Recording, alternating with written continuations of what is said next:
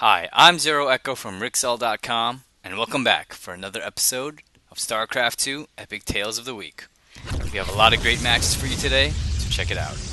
Our first match is between White Raw Protoss and Virus Bleed Zerg. This game is pretty epic because it's something I've never seen before. Virus Bleed does an offensive sunken colony rush. I've never seen this before. I've never even heard of it before. And that's what makes it so epic. It's hard to do. Basically, you need to have an Overlord shoot out a bunch of creep earlier on. And it's risky, too, because if Protoss doesn't do a quick expand like White Raw is doing right now, then it technically wouldn't work. And even now, you can see that these cannons are ripping that sunken colony apart. So, yeah. Virus Bleed manages to pull it off. He manages to totally deny White Raw of his natural expansion with this early aggressive spine crawler push. Basically, he cannot do anything. All he has is one gateway that's producing a Zealot, but there's not much that White Raw can respond with at this point. But don't count White Raw out of the game yet. In the back, he has a bunch of Phoenix and Void Rays in order to respond to this. Now, I'm going to fast forward a bit to show you what happens, but to summarize, White Raw breaks out of that offensive spine crawler strategy and brings the fight to Virus Bleed. Now, this is a couple minutes fast forward, but the Phoenix, Zealots, and Stalkers are pretty much trying to deny Virus Bleed of his expansion. It's hard to tell who's going to come out on top in this battle. It looks like Virus Bleed has a lot of Hydralisks, but White Raw and his Phoenix, Zealots, Stalkers.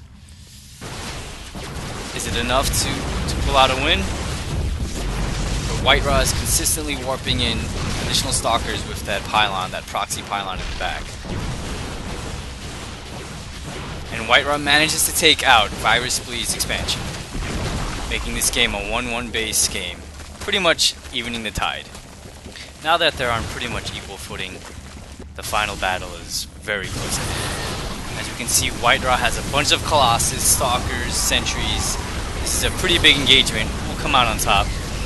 The Infestors look like they can't do much. They have a couple Fungals down, but there's just too many Colossi, too many key force fields on the ground, and White Raw just totally decimates Virus Bleed.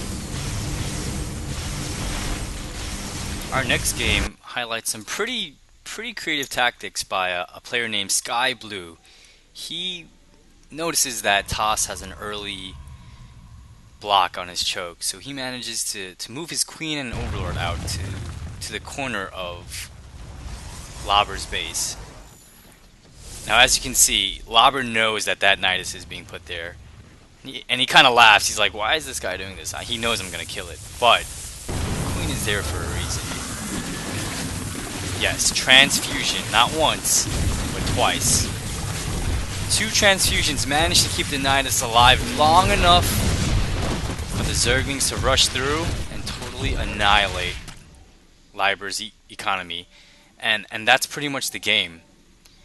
He managed to break through using a Nidus with very well-timed transfusions, and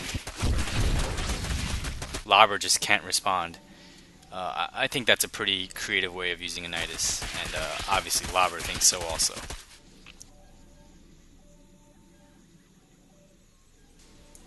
Our last game features gameplay from the epic and legendary Kiwi-Kaki. Now, Kiwi-Kaki, he did something pretty cool. He makes a mothership. Now, you rarely see a mothership in high-level play, but he's Kiwi-Kaki. He can do anything he wants to. So Zerg at this point doesn't really know what Kiwi-Kaki has. He knows that he's blocked off, so he's probably going for a 4-gate push. But he doesn't know that this 4-gate push is coming from Mothership. So I'm going to fast forward a little bit. Nothing too interesting going on for the first couple of minutes. Kiwi-Kaki just ramps up. Now that his Mothership is out, he's going to start pushing out to Ray Nguyen's base. mothership. So awesome, so epic. So now Kiwikaki's slowly advancing towards Rei, killing any scouting Zerglings. He's also bringing 2 probes just to place some proxy pylons down so he could warp in additional troops if need be, which he'll probably do. Protoss always warps in troops. Now, Kiwikaki's on Rei's creep. So does Rei know about the mothership? Not yet. He sees the stalkers, so he knows an attack is coming. And he sees the proxy pylon, so he should know that there's a mothership now. Yeah, I mean, he's obviously going to see it.